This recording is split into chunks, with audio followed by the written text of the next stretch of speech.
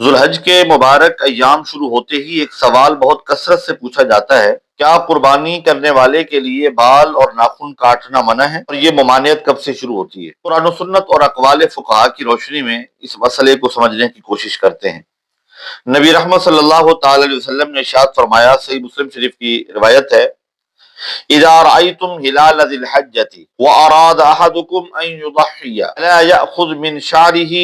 ولا من أظفاره شيئا حتى يضحي۔ جب تم ذوالحج کا چاند دیکھ لو اور تم میں سے کوئی قربانی کا ارادہ رکھتا ہو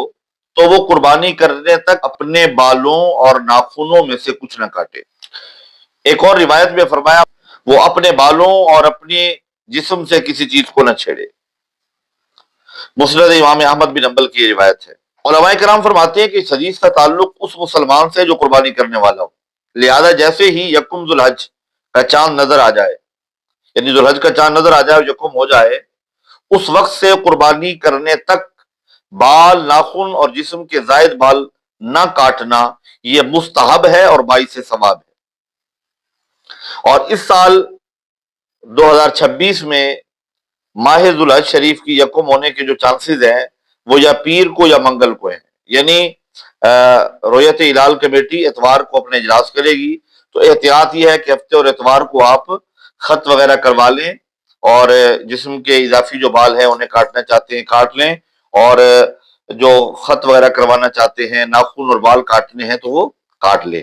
تاکہ جب چاند نظر آئے تو آپ اس کے بعد 10 دن قربانی کرنے تک اگر یہ ثواب اور اجر لینا چاہتے ہیں تو پھر آپ ان بالوں کو مت چھیڑیں۔ البتہ یہاں ایک اہم بات سمجھ لیجئے، اگر کسی شخص نے چاند نظر آنے سے پہلے بال یا ناخن کاٹ لیے، کیونکہ اس میں کوئی گناہ یا کراہت نہیں ہے، کیونکہ حدیث میں ممانعت کا جو آغاز ہے وہ ہلال ذوالحج کے بعد بیان ہوا ہے۔ فقیہ و محدث امام نووی فرماتے ہیں، فیہ دلیل لکراہت اخذ الشعر، فرماتے ہیں اس حدیث میں قربانی کرنے والے کے لیے بال اور ناخن کاٹنے کی کراہت کی دلیل موجود ہے۔ اب ان روایات کو پیش نظر رکھتے ہوئے علامہ ابن حجر عسقلانی فرماتے ہیں، والحکمۃ فی ذلک ان یبقى کامل الاجزاء لیعتق من النار، اس کی حکمت یہ ہے کہ انسان اپنے تمام اجزاء کے ساتھ اللہ کی رحمت اور جہنم سے آزادی کا مستحق بنے۔ ایک اور مشہور روایت ہے، جو شخص قربانی کی استطاعت نہ رکھتا ہو، اگر وہ ذوالحج کا چاند نظر آنے سے لے کر قربانیاں ہونے تک بال اور ناخن نہ کاٹے تو اسے قربانی کا ثواب اور اجر مل سکتا ہے۔ اگرچہ محدثین کی نزدیک اس روایت میں ضعف ہے، لیکن ضعیف حدیث بھی فضائل اعمال میں معتبر ہوتی ہے، لہذا ایسے لوگ جو استطاعت نہیں رکھتے قربانی کرنے کی، اگر وہ ان دنوں میں اپنے بال اور ناخن نہیں کاٹیں گے ذوالحج کے پہلے 10 ایام میں، تو اللہ تبارک و تعالیٰ انہیں بھی قربانی کرنے کا ثواب عطا فرمائے گا۔ لہذا اس پوری گفتگو کا خلاصہ یہ ہے کہ ذوالحج کا چاند نظر آنے سے پہلے بال اور ناخن کاٹنا یہ بالکل جائز ہے۔ چاند نظر آنے کے بعد قربانی کرنے والا حتی الامکان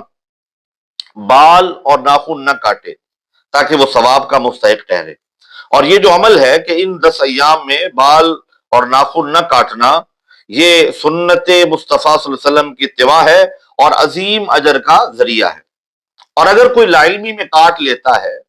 یا کسی مجبوری کی وجہ سے کاٹ لیتا ہے تو باہر کیف قربانی اس کی درست ہو جائے گی، قربانی میں کوئی خلل نہیں آئے گا۔ اللہ تعالی ہمیں سنت نبوی کو صحیح طرح سمجھنے کی اور عمل کرنے کی توفیق عطا فرمائے۔